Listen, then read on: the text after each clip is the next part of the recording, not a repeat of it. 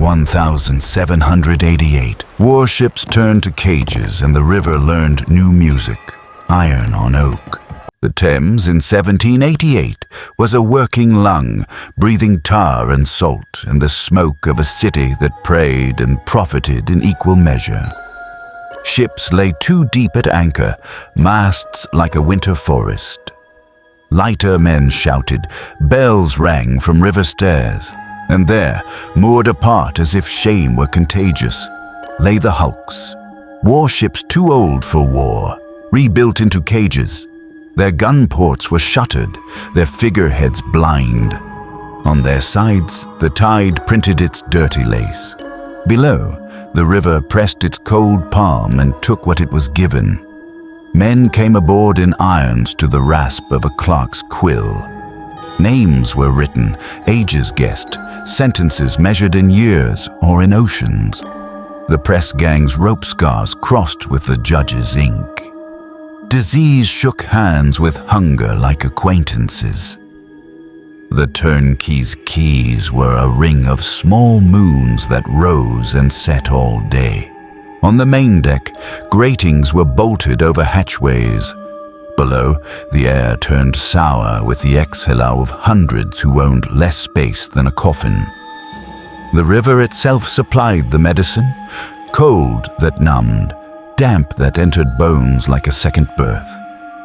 At night, London's lamps made a golden avenue upriver, while the hulks drifted a half-inch against their moorings, a slow rocking like a mother who has forgotten the words.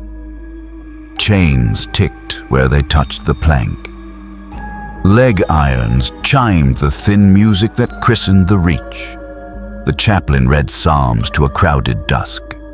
From the marsh came the soft applause of reeds. Somewhere, a lighter bumped a hull and moved on. Temporary, the board said again. But the river had already learned the new punctuation, the pause of iron on oak, the commas of boots on ladders, the full stop of a name entered in a book. The hulks were meant as a bridge to elsewhere. The bridge became a street address.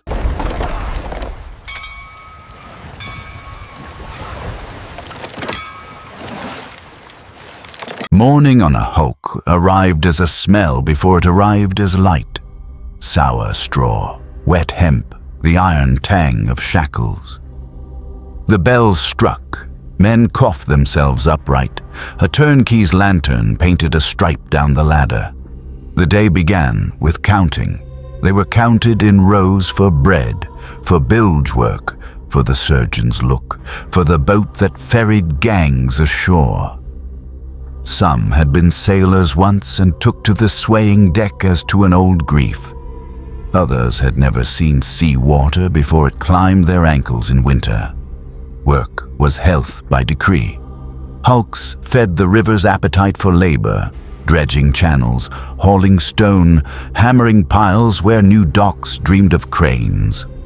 Chains made a tempo, overseers made a chorus.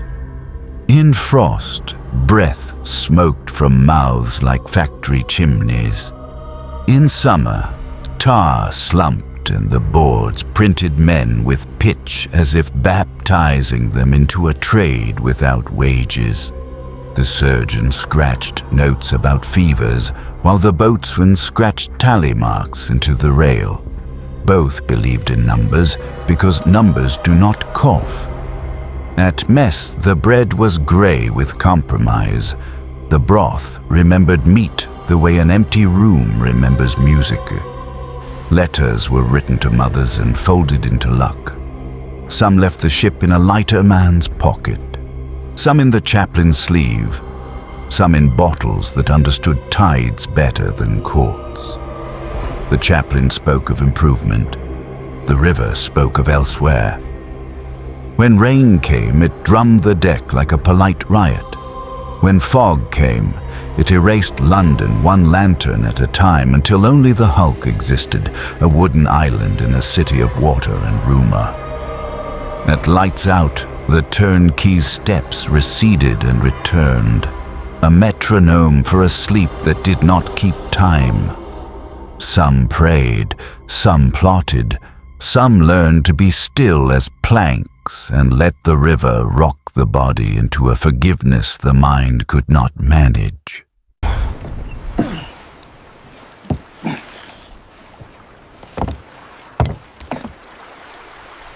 Disease kept its own ledger. Scurvy sketched blue maps under the skin.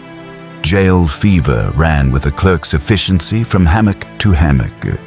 The surgeon bled, blistered, dosed vinegar and hope. The river supplied corpse weight as steadily as it supplied water.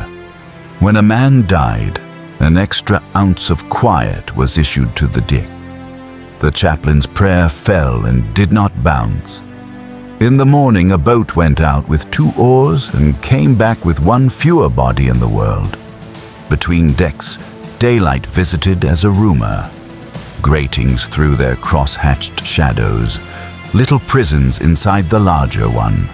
Men argued in whispers and sang in whispers, and in whispers planned the kind of escapes that begin as arithmetic and end as weather. Bribes moved like fish where the water deepens. Visible in a flash, then gone.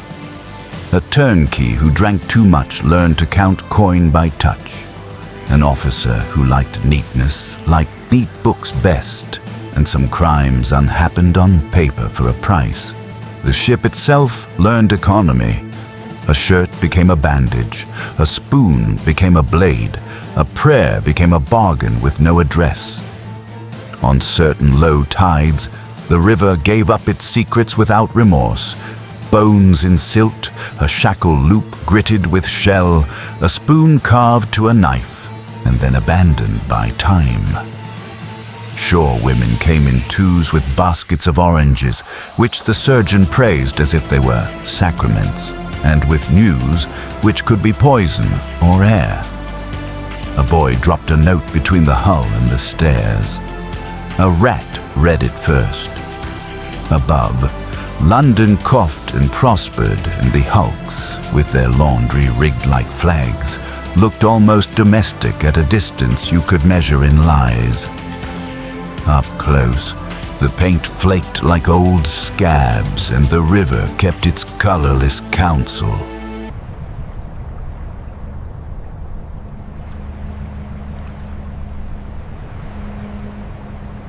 There were escapes, the kind that lasted an hour, and the kind that lasted as long as a story. A pair of brothers learned the watch's footfall and slid along the chain cable at slack water, palms skinned, irons wrapped in rags. They made the reeds, then the dike, then a door where a woman opened to them and closed again afterward with a prayer whose address was unclear. They reached the marsh road and were collected before morning by a constable who knew each tide by its smell. For weeks, they lived in dockside mouths as examples of both courage and stupidity, which often wear the same coat. Other flights traveled by rumor only, men who braved the black Thames with bladders under their arms, a turnkey who swapped coats with a convict, and rode into a fog so fair-minded it hid both equally. A chaplain who miscounted on purpose and never found his error again. On winter nights, boys on the stairs pressed their faces to the gap and watched lamps move along the shore and called each one freedom until it went behind a warehouse. The grandest escape required no man to move.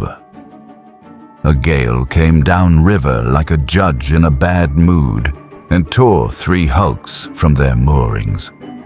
For a quarter hour, the ships were ships again, swinging on tide and wind as if they remembered how. Men below cheered and then were thrown to their knees as chain paid out and anchors caught with the finality of a sentence read aloud. In the morning, the carpenters wrote repairs in chalk. The chaplain wrote mercy. The board wrote expense. The rumor added a flourish. For those 15 minutes, The chains went light. The tale grew taller in taverns until the gale itself was said to have pitied the men, and the hulks to have dragged their anchors toward the sea like horses scenting pasture.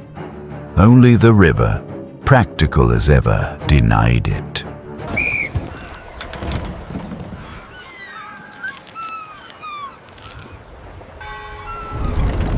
The year 1788 wrote a new word into the hulk's vocabulary: botany. Transportation promised to empty decks and quiet newspapers. Men were paraded, examined, weighed by the look, and marched into boats that would carry them from a prison that floated to a sea that did not end, then to a shore whose maps changed names as quickly as mouths changed stories. Some cheered because any horizon is better than none. Some wept because the river at least spoke English. Lists were made. The clerk's quills squeaked like a rat. Wives stood at the stairs with bundles and babies and bargains. Letters were thrust through the grating, each a stitched purse of hope and instruction. Be honest, be sly, remember God, remember me. Burn this, never forget. The chaplain blessed the transport as if a ship could absorb grace like pitch absorbs daylight. The surgeon, practical as salt, pressed packets of dried orange peel into hands and felt he had done something against the inevitable. At night, the hulks dreamt of vacancy. Hammocks held only their own weight. The sour air grew a shade lighter as if 1,000 candles had been snuffed. Yet the river kept its arithmetic. New men arrived in irons to replace the vanished. New sentences lengthened to match new ambitions overseas. From Woolwich to Deptford, the hulks remained a row of wooden throats humming the same low note. In the morning, the transports dropped downriver with the tide. Figures gathered like pins along their rails. The hulks watched them go the way a sickbed watches a hearse, with relief, with envy, with a silence that rehearsed many kinds of prayer. Rumors came faster than ships: red soil, harsh sun, birds that laughed, punishments no worse than London's. A boy tied a letter in oilskin and fed it to the tide. A lighter man found it by Greenwich and carried it ashore. Between such accidents, the river did its old work, bearing away what the city would not face and returning news in scraps. Hi.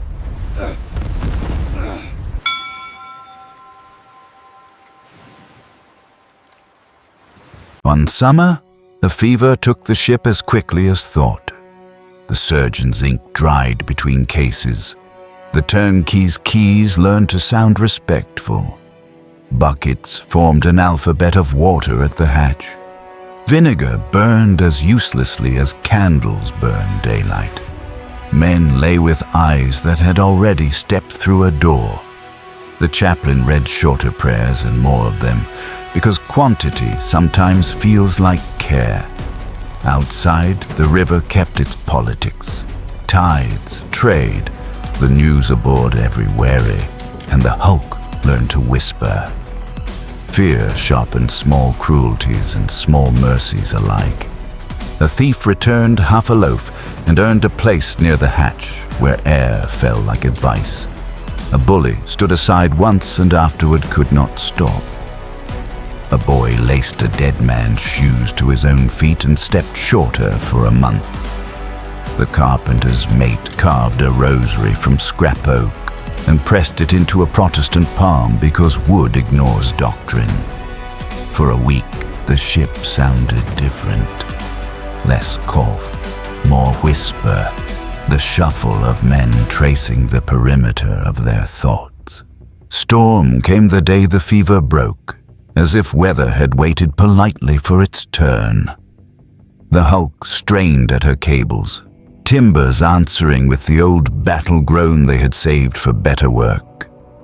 Rain shocked the decks clean and found no place to stay. Below, the air rearranged itself around the living. The surgeon slept. The chaplain slept on his stool and woke with the psalm half in his mouth.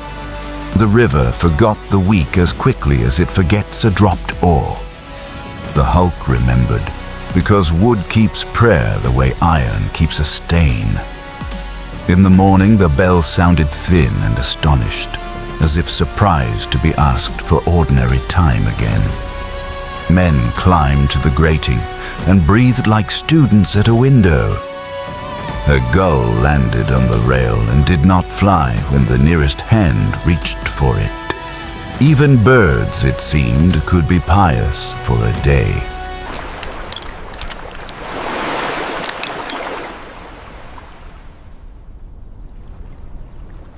Years softened the hulks into rumor. Painters liked them in fog.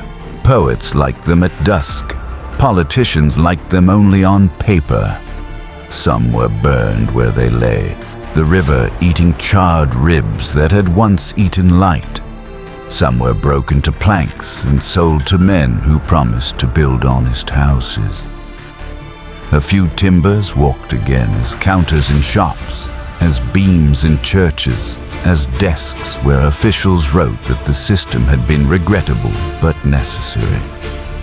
When a clerk's pen stalled for no reason and the room felt salt cold, someone closed a window that was not open. At low tide, the foreshore showed its honest archive. Iron rings bitten into mud, a length of chain like a fossil spine, oak scarred by the rub of a boatload of mornings. Boys climbed where convicts had stood and called to one another in the same irreverent key. A woman dropped a wreath and said nothing. The river accepted every offering with democratic appetite. It had carried kings and thieves and could not be persuaded to remember which was which. A ledger survives with edges furred by damp. The columns are neat, the ink browned to tea, the hand steady. Names we know and names we don't, trades abandoned and invented. Sailor, tailor, thief, honest when sober, reads a little, poxmarks, a good singer, no mother. In the margin, a clerk once wrote a word large as comfort, remitted. In another place, a smaller word, heavier, dead. The rest are dates, which is to say, tides.